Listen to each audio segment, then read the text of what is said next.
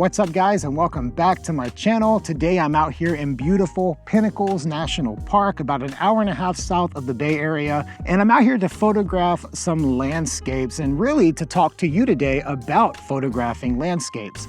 6 months ago on this channel, I did a video about some of my landscape photography. I mean, that's kind of like what my bread and butter has been for many years. You can check out a lot of my galleries at dave.online. 6 months ago, I shared some tips that have kind of guided my career doing travel, tourism, landscape, and all of that stuff. And so if that is part one and it's linked right above, think of today as part two.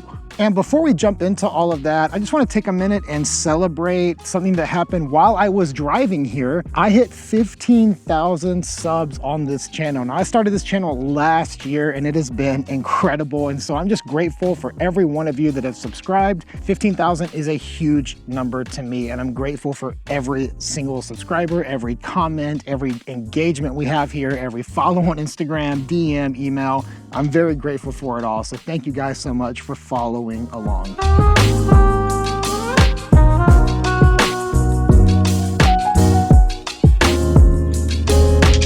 All right, for my first tip, you've got to tell stories about heroes. So think of that hero image, right? That photograph that you've got your heart and mind set on. It's somewhere out there in the earth and you might have to travel to it. Maybe you're flying, you're driving, you're staying somewhere to get this shot. You're up early or you're out late. You know, whatever it is, you've got this hero shot in mind. And what happens is you travel to get that hero shot, you get set up, you're ready for it, it's there, you pop it off, you pack up, and you head out. And that's all fine and well to get that one shot. But instead of just focusing on that single shot, start thinking about telling the story around that image. You know, when you think about what it took for you to go get that hero shot, that shot you've dreamed of, the experience of going there, being there, getting that great location. When you think about that story, that's like part of you. That experience is part of your memory database. I mean, it might have impacted you in an incredible way as well. And so you get this hero shot and you're proud of it, you love it, you print it, you know, whatever you do with it. But there was way more that you experienced in that same time period that can easily be overlooked or forgotten. And sometimes, like, what is the hero today is not the hero next year or the year after. You might find an image that you got in that same set of images that means a lot to you a couple of years later. So here's like a quick example. Several years ago, I was in Zion National Park. I went to photograph the Watchman from the bridge, which is this iconic location. I mean, everybody has this photo, but I was there to get my take on it. After I got the shot, I started like thinking about the story more. So I went down to the river, then I came back up, and then I went across the street. Then I came back across the street and I found this like brush area, and I got low into the brush and I got this photo. Now later I shared all of these images as a story. Now I've got my hero shot, but then I had all of these other images that were part of the story of this location. And of that set, Target reached out to me and ended up licensing one of the story shots. They didn't even care about the hero shot, they wanted the story shot. And that was a really like cool experience. And that was like 2018 or 2019, I don't quite remember, but that was many years ago. And it just was a really like pivotal moment for me to remember that, you know, you're here for this one thing, but there's all this other stuff. And so now when I go out to any location to shoot a landscape, I try to get the hero shot I came to get, but then I try to get everything that I can find around it, maybe randomly because I didn't like plan or have vision for what this whole area looked like, or even intentionally, maybe I know that over here there's going to be this composition or there. A practical way to do this is to just think whatever focal length you've got your heart set on for the hero shot, of the three common focal lengths, you know, like wide, mid, and tight. If your focal length for the hero shot is a mid, then get something tight and get something wide as well to support it with the story. And if it's a wide shot, get something mid and tight. I mean, you get it. Do these things and really tell the story of the hero. I don't know who needs to hear tip 2, but stitching is not lying. I think for the longest time, anything that wasn't like through the lens when I pushed the shutter was not authentic and did not represent the style of photography that I do. But then let's talk about like the ethos of landscape photography. I mean, a huge part of why we shoot landscapes is to be in a landscape. Like today, I'm out here in Pinnacles. There's like literally nobody here, and that's kind of the case every time I've been here. There's like nobody here. It is incredibly serene and quiet, beautiful California sunset happening right behind me.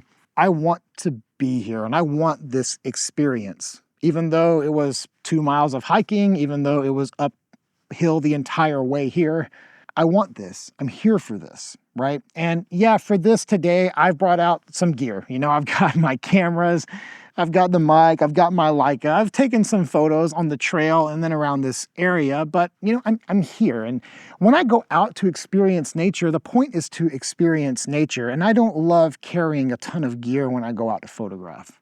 I just want to bring like one camera, one lens, and go out and just enjoy the experience of being out. And so for that reason, a lot of times now when I'm out on like a hike or going anywhere, I'm bringing a camera and a lens, you know, and typically that's the 35 Summilux that I have on my Leica M11. But then you get to locations and the 35 Summilux isn't going to get the job done. Like even right now, I was really hoping that the 50 that I have wide here and the 125 would allow me to see all of this and have a tight shot, but it didn't work out that way and can't really stitch video. But let's say I wanted to get a photo of this behind me. I'm gonna stand up. With this 35 Summilux, I can't get the pinnacles that are behind me.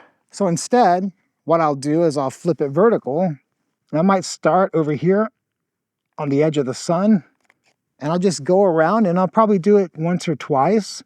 I'm not really changing much of anything. I'm not refocusing. I'm just getting a panorama with a 35.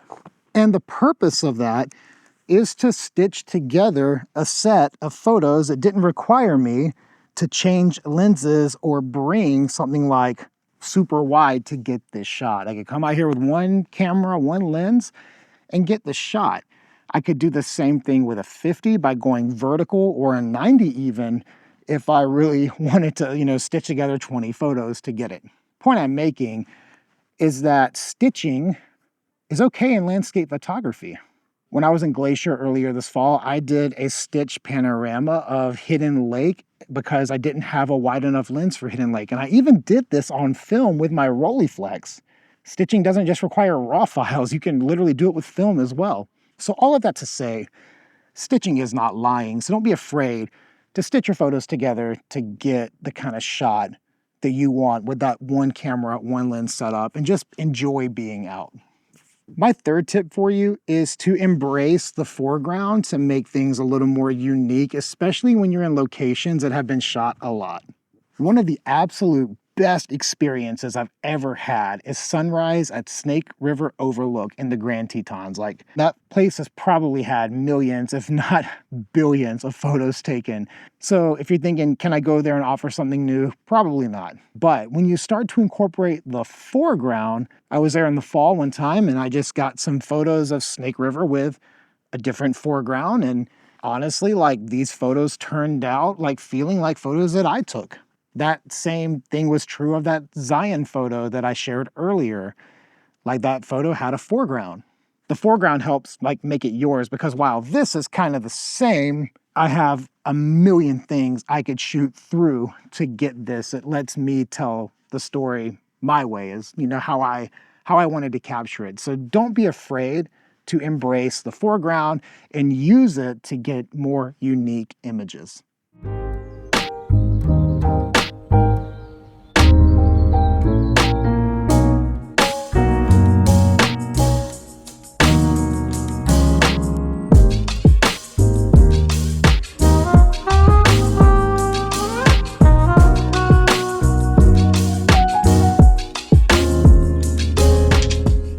Okay guys, I am losing light. I've got like a 45-minute back down and I don't want to walk in the dark up here because, you know, mountain lions and such. So I'm gonna head out. I hope you guys enjoyed these tips. I would love to hear what you think and how you process this stuff. If you have tips, be sure to share them below. Again, thank you to all of you subscribers that have put me at 15,000. It's still insane to me that we are right here, and I'm looking forward to a much longer time doing this. And so again, thank you guys. I so much appreciate every single one of you. Thank you for watching, and I'll see you next time.